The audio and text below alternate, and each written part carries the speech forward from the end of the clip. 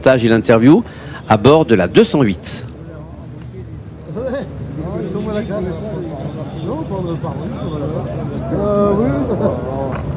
Alors on revoit notre angle de vue, on vous laisse quand même profiter bien sûr du travail de toute l'équipe de la réalisation avec Béranger. Malheureusement là, les 4 voitures ont été prises dans l'incident.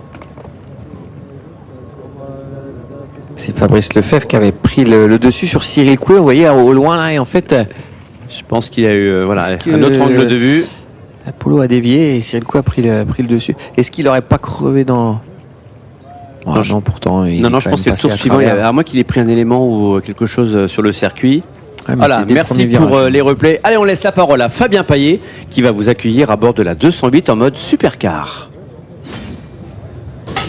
Allez, on continue, on termine la balade ici en mode paddock sur le circuit de Carlabo. Nous sommes au niveau du team Payet Compétition, nous sommes en Bretagne et regardez, vous êtes accueillis à bord de la 208 par Fabien Payet. Salut Fabien. Salut. Ça y est, alors le micro c'est important aussi, ça compte. Ouais, salut. Bon, ça y est, on y est, en Bretagne, le week-end tout simplement, chez vous. Ouais, c'est un peu le grand rendez-vous de la saison avec l'Oyac. Mais Carlabo, c'est encore plus important pour nous parce qu'on a vraiment tout. On est à côté de chez nous, on est à 1 heure vraiment de là où on habite. Donc on a tous les amis, toute la famille, tous les proches qui sont là pour nous soutenir. Donc on a, je crois, presque une centaine de personnes là à manger sous la structure ce week-end. Ah donc oui. c'est un grand moment. Bon, un grand moment, un circuit que tu apprécies. Si on fait le bilan, tu étais le pilote le plus rapide en 2024. J'imagine ce week-end envie de faire une belle perf ici en Bretagne. Bah, c'est sûr, après à chaque fois qu'on vient pour rouler, c'est pas pour amuser la galerie, donc on a toujours envie d'être vite. On a essayé de bien se préparer encore une fois. Normalement on devrait être perfo en termes de perfo pur. On continue à travailler sur nos départs qui sont notre point faible pour le moment. Et puis voilà, on va voir ce que ça va donner.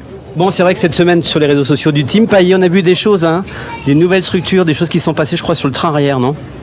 Oui. Alors on n'a rien révolutionné à la voiture, c'est toujours la même pièce, mais on travaille surtout sur la répartition des masses. On avait un peu de marge de manœuvre à ce niveau-là, donc c'est ce qu'on a essayé de faire. Bon, quand on dit Payet, on pense à toi et à ton frangin Jonathan. Forcément, vous êtes des performeurs au niveau des essais chrono. C'est le cas depuis le début de la saison. 4 fois, vous avez récupéré le trophée pièces-et-pneus.com. J'imagine envie de refaire la même chose dès demain samedi.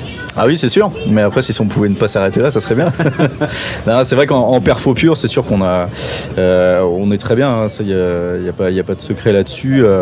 Après, voilà, comme je disais tout à l'heure, ce qui nous fait défaut pour le moment, c'est les départs. Parce que être rapide autour, c'est très bien. C'est comme très important parce que voilà, ça reste du rallycross. Et en tout cas sur les manches et en essai, c'est le temps et la perfo pure qui comptent. Et de doubler dans le tour de joker, faire des stratégies, etc. Donc on se rend la vie difficile en fait quand on ne fait pas des bons départs. Donc voilà, c'est vraiment le point sur lequel on travaille. Bon Fabien, le dernier élément qui va compter, même si on accueillit tous la pluie avec un grand sourire depuis quelques jours, ce week-end, peut-être que la donne climatique va venir peut-être à nouveau changer la donne.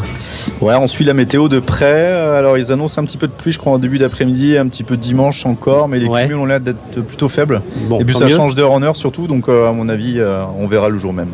En gros, c'est ça, il va falloir s'adapter durant tout le week-end. Ça va être ça, ça va être comme d'habitude. Et puis c'est vrai que quand des conditions sont comme ça, on reste toujours sur le qui-vive. On est toujours en train de regarder la piste, voir comment les temps évoluent, est-ce qu'il y a de plus en plus de grippe, est-ce qu'il y a un peu moins. Et on a toujours tout qui est prêt à jeter sur les voitures en termes de setup. Donc c'est toujours un peu plus de pression, un peu plus fatigant quand c'est comme ça. Donc voilà, on verra ce qui se passe. Bon week-end Fabien, merci. Merci à vous. Né en France il y a plus de 100 ans,